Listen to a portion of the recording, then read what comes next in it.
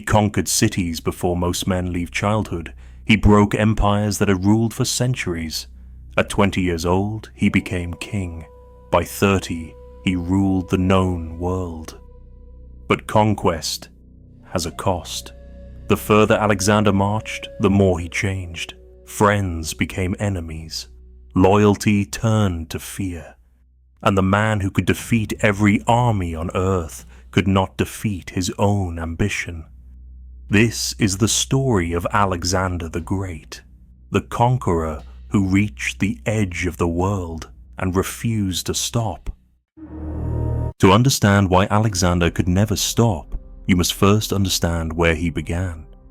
Pella, Macedon, 356 BC. A child is born during a thunderstorm. The midwives say the lightning struck 3 times as he entered the world. His mother, Olympias, takes this as a sign, not just any sign, proof.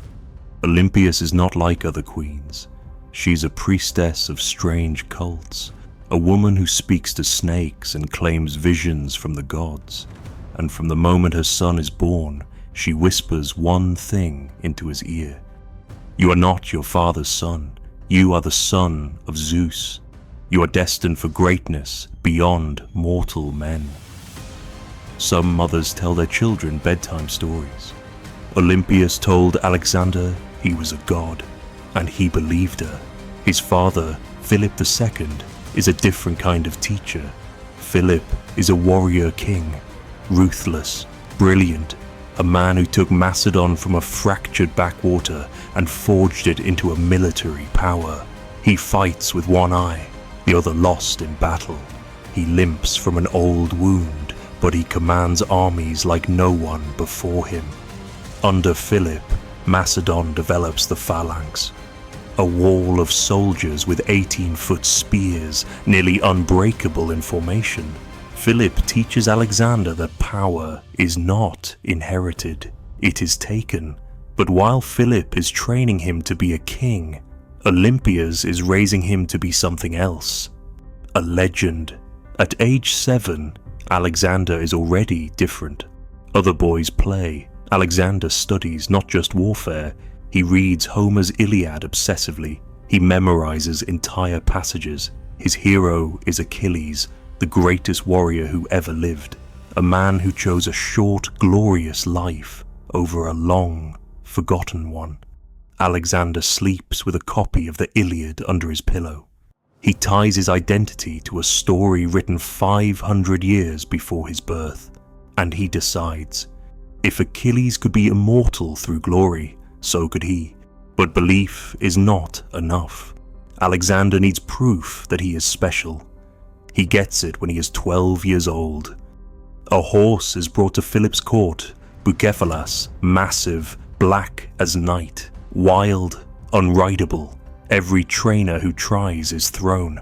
Philip orders the horse taken away. It's useless, he says, but Alexander steps forward. Let me try. The court laughs. A 12-year-old boy thinks he can tame a beast that has thrown grown men. But Alexander has noticed something no one else has. The horse is not vicious, it is afraid of its own shadow. Alexander turns the horse toward the sun, so it cannot see its shadow. He speaks softly, calmly, and then, in front of the entire court, Alexander mounts Bucephalus. The horse does not throw him, it obeys. Philip watches in silence, and when Alexander dismounts, Philip says something that will haunt him for the rest of his life. My boy, you must find a kingdom big enough for your ambitions. Macedon is too small for you. It was meant as praise, but it planted a seed, a dangerous seed, the idea that nowhere would ever be enough. Alexander grows, not just in height, but in skill. He trains under Aristotle, one of the greatest philosophers in history. Aristotle teaches him science, geography, medicine, philosophy. But the lessons that stick are not about knowledge. They are about belief. The Greeks, Aristotle tells him, are superior to all other peoples. It is natural that Greeks should rule barbarians, but not that barbarians should rule Greeks. Alexander absorbs this, internalizes it. He begins to see himself not just as a conqueror, but as a civilizer, a man bringing order to chaos, light to darkness, Greek culture to the world. It is a convenient justification, and a dangerous one. By the time Alexander is 16, he is already leading armies. Philip gives him command during a critical battle, and Alexander does not just fight, he annihilates the enemy. He charges at the front, he takes risks no sane commander would take, and he wins. Philip is proud, but also uneasy, because he sees something in his son's eyes, hunger, not for victory, for more, always more. The relationship between father and son begins to crack. Philip takes a new wife, a Macedonian noblewoman. Olympias is furious. She sees it as a threat to Alexander's claim to the throne. At the wedding feast, insults are thrown. Philip, drunk, draws his sword and lunges at Alexander. He stumbles, falls, and Alexander looks down at his father, the greatest king in Greece, lying in a heap on the floor. This is the man who wants to cross from Europe to Asia, Alexander says coldly, and he cannot even cross from one couch to another.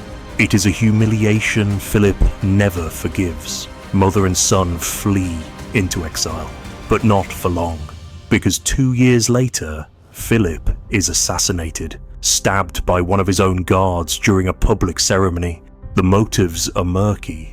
Some say it was a personal grudge. Others whisper that Olympias orchestrated it, that she wanted her son on the throne. Alexander never confirms, never denies. But he does not grieve long. Within days, he is crowned king. He is 20 years old, and the world has no idea what is about to happen. When Alexander becomes king, no one takes him seriously. Not the Greek city-states, not the Persian Empire, not even his own generals. He is a boy, untested, the son of a great man, but not yet great himself. Thebes, one of the most powerful Greek cities, sees an opportunity. They rebel. They believe Macedon will be weak under a young, inexperienced king. They are wrong. Alexander does not negotiate. He does not send envoys. He marches his entire army to Thebes and surrounds the city. The Thebans refuse to surrender. So Alexander makes an example. He orders the city destroyed, not just defeated, erased. 30,000 Thebans are sold into slavery. The city is razed to the ground. Only the temples and the house of the poet Pindar are spared. The message is clear. Resist me, and you will be forgotten. The other Greek cities submit immediately, but Greece is not enough. Alexander has a larger target. Persia, the greatest empire the world has ever seen. An empire that stretches from the Mediterranean to India. An empire that had invaded Greece twice before and been repelled both times. An empire ruled by Darius III, a king with near infinite wealth, and armies that number in the hundreds of thousands. Alexander has 30,000 infantry, 5,000 cavalry, and unshakable confidence. His generals are skeptical. We should wait, they say, build alliances, gather more men. But Alexander does not wait. Waiting is for men who fear failure. Alexander does not fear failure. He does not even consider it. In 334 BC, Alexander crosses into Asia Minor. His first stop is the city of Troy, the ruins of the legendary city from the Iliad. Alexander walks through the ancient stones. He visits the tomb of Achilles. He stands there in silence. And then he makes a declaration. Achilles was fortunate. He had Homer to make him immortal. I will have to earn my immortality myself. It is not a boast, it is a vow. The first major battle comes at the Granicus River. The Persian forces are waiting on the opposite bank, a strong defensive position. Alexander's generals advise caution. "Wait until morning," they say. "Let the men rest." Alexander shakes his head. "If we wait, we give them time to prepare. We attack now." It is late afternoon. The men are tired. The river is fast and treacherous. But Alexander does not ask his soldiers to do what he will not do himself. He charges into the river first, on horseback, sword raised, Bucephalus beneath him. His men have no choice but to follow. The Persians are stunned. No general leads from the front. It is tactical suicide. But Alexander is not fighting tactically. He is fighting mythologically. He is creating a story. And stories require heroes. The battle is chaos. Alexander is surrounded. A Persian noble strikes him in the head with an axe. His helmet cracks. Blood runs down his face. For a moment it seems like the story will end here. But one of Alexander's companions, Cletus, saves him, cuts down the Persian before the killing blow can land. Alexander survives and wins. The Persian forces retreat. The victory sends shockwaves through the empire. This boy king is not what they expected. Alexander moves fast, faster than any army in history. He does not rest, does not celebrate. He pushes south, taking city after city. Some surrender immediately, others resist and are crushed. The city of Gordium presents a strange challenge, an ancient knot tied centuries ago. Legend says whoever unties the Gordian knot will rule all of Asia. Men have tried for generations. No one has succeeded.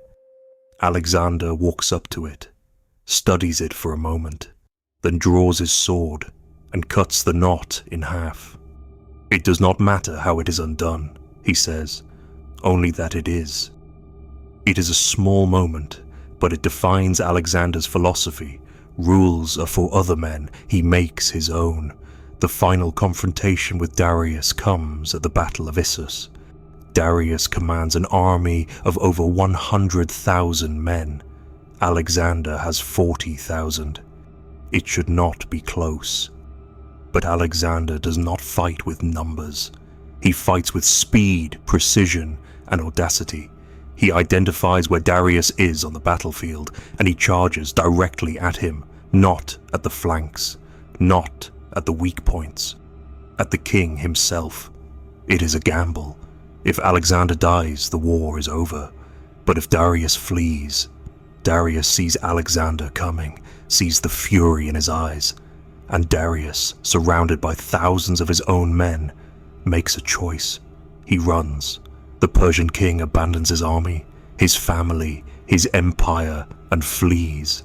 Alexander wins. But he does not chase Darius. Not yet. First, he turns south, toward Egypt. Egypt does not resist. It welcomes him. The Egyptians have been under Persian rule for years. They despise their overlords. And when Alexander arrives, they do not see a conqueror. They see a liberator. The priests of Egypt declare Alexander a living god, the son of Amun, Pharaoh. Most men would dismiss this as political theater. Alexander does not. He believes it, or at least he wants to. In the deserts of Egypt, Alexander founds a city, Alexandria. It will become one of the greatest cities in the ancient world, a center of learning, culture, and trade. But Alexander does not stay to build it. Building takes time. Alexander does not have time. He has a world to conquer. He marches back north, back toward Persia, back toward Darius. The final battle comes at Gaugamela. Darius has learned from his mistakes. This time he chooses the battlefield carefully. A wide, flat plain, perfect for his chariots and cavalry. He has over 200,000 men. Alexander has 47,000. The night before the battle, Alexander's generals are nervous. They suggest a night attack, catch the Persians off guard. Alexander refuses. "I will not steal my victory," he says. He wants the world to see this. He wants history to remember that he won fairly. The next morning, the armies face each other. The Persians stretch across the entire horizon. It looks like an ocean of men. Alexander's soldiers are silent, tense. Some pray, some grip their spears tighter. But Alexander remains calm. He rides along the front lines on Bucephalas, and he speaks. Not a grand speech, just a simple truth. They have numbers. We have discipline. They fight for a king who runs. You fight beside a king who bleeds. We will win. The battle begins. Darius sends his scythed chariots, massive war machines with blades attached to the wheels. They charge. But Alexander's men have trained for this. They open gaps in the formation, let the chariots pass through harmlessly, then close ranks and continue forward. Darius tries to outflank Alexander, but Alexander sees it, and instead of defending, he attacks. He takes his elite cavalry, the companions, and drives directly at the center of the Persian line, directly at Darius. Again, it is the same tactic, the same gamble. And once again, Darius breaks. He sees Alexander coming, sees the man who has already beaten him twice, and he runs. This time, Alexander chases, for miles, through the night, but Darius escapes. It does not matter. The Persian army collapses. The empire falls. Alexander marches into Babylon. The gates open. The people throw flowers. He is crowned king of Asia. At 25 years old, Alexander the Great has accomplished what no one thought possible. He has defeated the largest empire on earth. He controls territory from Greece to the edges of India. He is the most powerful man alive. And most men would stop here. Most men would build, consolidate, enjoy their victory. But Alexander is not most men. He keeps moving, east, always east. Because for Alexander, victory is not a destination, it is a drug, and he needs more. After Gaugamela, Alexander should have been satisfied. He had wealth beyond measure, cities that called him king, an empire stretching farther than Alexander's childhood hero, Achilles, could have dreamed. But satisfaction is not something Alexander understands. He does not celebrate victories. He hunts the next one. His army pushes deeper into Persia. They march through mountains and deserts. They take cities that had never seen a foreign soldier. Some welcome him. Others burn themselves rather than submit. Alexander does not slow down. He captures the Persian capital of Persepolis, a city of unimaginable wealth. Gold, jewels, treasures hoarded for generations. Alexander allows his men to plunder it. For days they loot. Then, during a drunken feast, the palace is set on fire. Some say it was an accident. Others say Alexander ordered it. A symbolic destruction of the old Persian power. Either way, Persepolis burns, and Alexander moves on. The men are tired. They have been marching for years. They have fought in deserts, jungles, and frozen mountain passes. Many have not seen their families since the campaign began.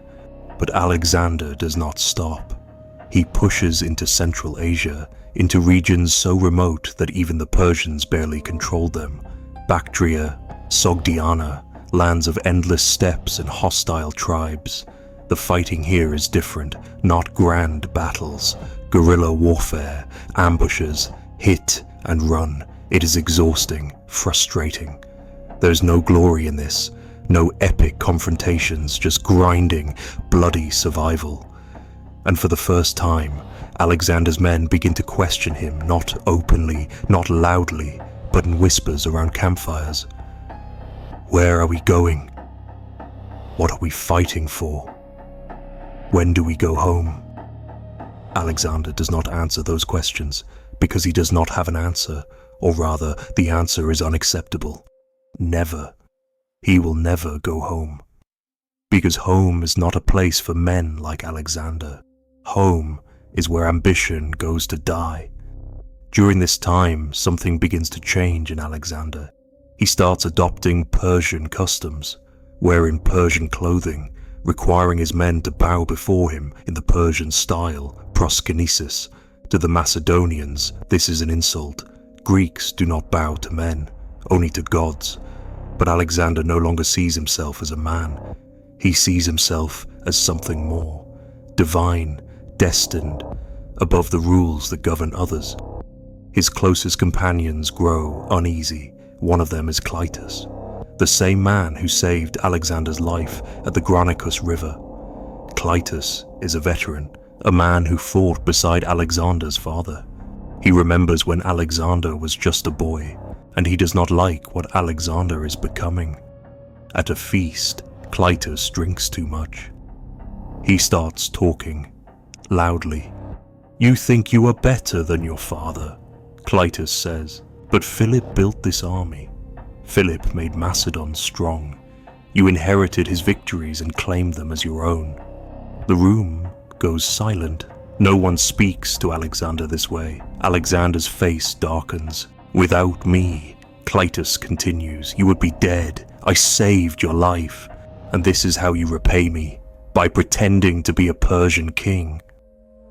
Alexander stands. His hand moves to his side, but his sword is not there. His guards have taken it, a precaution during feasts. For a moment, it seems like the confrontation will end, but Alexander grabs a spear from a guard, and before anyone can stop him, he drives it through Clytus's chest. Clytus falls. Blood pools on the floor, and Alexander realizes what he has done. He killed the man who saved his life. Over words, over pride. Alexander collapses. He weeps. He locks himself in his tent for days, refuses to eat, refuses to speak. His men worry he will die of grief. But eventually he emerges. He does not apologize. He does not explain. He simply continues the campaign. Because stopping would mean confronting what he has become, and Alexander cannot afford to stop. The army marches into India, the lands beyond the edge of the known world. They cross the Indus River. They fight in monsoons, in jungles, against war elephants and enemies who do not fear death. At the Battle of the Hydaspes, Alexander faces King Porus, a giant of a man who rides into battle on the largest elephant anyone has ever seen. The battle is brutal. Alexander wins, but barely. Bucephalus, his beloved horse, is wounded, the horse that carried him across the world, the horse he tamed as a boy. Bucephalus dies shortly after the battle. Alexander weeps. He founds a city in the horse's honor, but he does not stop marching. He pushes his army further east, toward the Ganges, toward lands no Greek has ever seen. And that is when his men finally break. They reach the Hyphasis River, and they refuse to go further. Not quietly, not politely. They gather, they shout, they demand to go home. Alexander tries to persuade them. He reminds them of their victories, of the glory they have earned, of the immortality waiting for them if they just keep going. But his words fall flat, because the men do not want immortality. They want to see their families, they want to grow old, they want to stop. For 3 days, Alexander stays in his tent. He refuses to speak to anyone. He waits for his men to change their minds. They do not. Finally, Alexander emerges. He performs a sacrifice. The omens, he announces, are unfavorable. The gods say they should turn back. It is a lie. But it allows Alexander to save face. And so, for the first time in his life, Alexander the Great retreats. He does not call it a retreat. He calls it a strategic withdrawal. But everyone knows the truth. Alexander wanted more, and the world said no. The journey back is worse than the conquest. Alexander chooses a route through the Gedrosian Desert, one of the harshest environments on Earth. No water, no shade, just endless sand and heat. His men ask why. Why take this route when there are easier paths? Alexander says it is to explore, to achieve what no army has done before. But the truth is simpler. He cannot accept that the campaign is over. He needs another challenge, another mountain to climb. Even if that mountain is a desert that kills his own men, thousands die from thirst, from exhaustion, from heat stroke. They bury bodies in the sand and keep moving. When they finally reach civilization, the army is a shadow of what it was. But Alexander does not mourn. He plans the next campaign, Arabia, then Carthage, then Italy. There is always a next target, always another horizon. But something has broken inside him. He drinks more, he rages more. He executes men for small offenses. His companions walk on eggshells. No one feels safe. In 324 BC, Hephaestion dies. Hephaestion was Alexander's closest friend, perhaps more than a friend, his confidant, his emotional anchor. When Hephaestion falls ill and dies suddenly, Alexander loses himself. He orders the doctor who treated Hephaestion executed. He demands a funeral more extravagant than any in history. He slaughters an entire tribe as a sacrifice. He shaves his head, refuses to eat for days. He commissions a massive pyre costing more than some cities. And when it burns, Alexander watches in silence. Because without Hephaestion, Alexander has no one. No one who knew him before he was great. No one who saw him as a man instead of a legend. He is alone at the top, and the top is cold. In 323 BC, Alexander returns to Babylon. He begins planning an invasion of Arabia. Ships are built, troops are assembled, but Alexander is not well. He has fevers, sweats, pain in his abdomen. He ignores it. He has ignored pain before, but this time, it does not go away. After a long feast, Alexander collapses. The fever worsens. For days he lies in bed. His generals gather. They ask him who should inherit the empire. Alexander's answer, according to some accounts, is simple: the strongest. Others claim he said nothing, that he simply removed his royal ring and handed it to his general, Perdiccas. On June 10th, 323 BC, Alexander the Great dies. He is 32 years old. He has conquered most of the known world, and he dies in a foreign city far from home, with no clear air. His empire dies with him. The moment Alexander dies, his generals begin tearing the empire apart. They call themselves the Diadochi, the successors, but they are not successors. They are scavengers. Each one claims a piece of Alexander's conquests: Egypt, Persia, Greece, Mesopotamia, and they go to war with each other. For decades they fight, trying to hold together what Alexander built.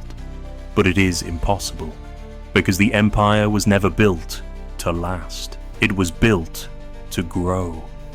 And without Alexander pushing it forward, it collapses inward. Within a generation, Alexander's bloodline is exterminated. His mother, Olympias, is murdered. His wife, Roxana, is killed. His son, Alexander IV, is assassinated before he reaches adulthood. The empire fragments into kingdoms that will eventually fall to Rome. But the memory of Alexander does not die. It spreads. For centuries, generals and kings will try to imitate him. Julius Caesar wept when he saw a statue of Alexander, lamenting that he had achieved so little by the same age. Napoleon carried a copy of Alexander's campaigns with him. Even into the modern era, Alexander remains a symbol of ambition, of greatness, of the refusal to accept limits. But his story is not just one of triumph, it is a warning. Because Alexander the Great conquered the world, but he never conquered himself. He never learned when to stop. He never asked if more was worth the cost, and in the end, he died alone, surrounded by wealth and glory, but empty. Historians still debate what killed him. Some say malaria, others say typhoid fever, some whisper poison. But the truth is simpler. Alexander died because he burned too bright, because he pushed too hard, because he believed that rest was weakness. And that belief killed him. There is a story, possibly apocryphal, about Alexander's final days. A philosopher visited him as he lay dying. The philosopher asked, "Great king, you have conquered the world. Was it worth it?" Alexander, too weak to speak, simply closed his eyes. The philosopher left, and Alexander died in silence. We will never know if the story is true, but we know this: Alexander the Great achieved immortality. His name is still spoken, his deeds are still studied, his legend still inspires. But immortality came at a price. He sacrificed friendships, he sacrificed love, he sacrificed peace, he sacrificed everything that makes life worth living for glory. And glory, as it turns out, is cold comfort when you die alone. So what do we take from Alexander's story? Is it inspiration? A reminder that greatness requires sacrifice? Or is it a warning? A reminder that ambition without limit is not strength, it is madness? Perhaps it is both, because Alexander was both. He was the man who proved that nothing is impossible, and the man who proved that everything has a cost. He wanted the world, he got it, and it still was not enough.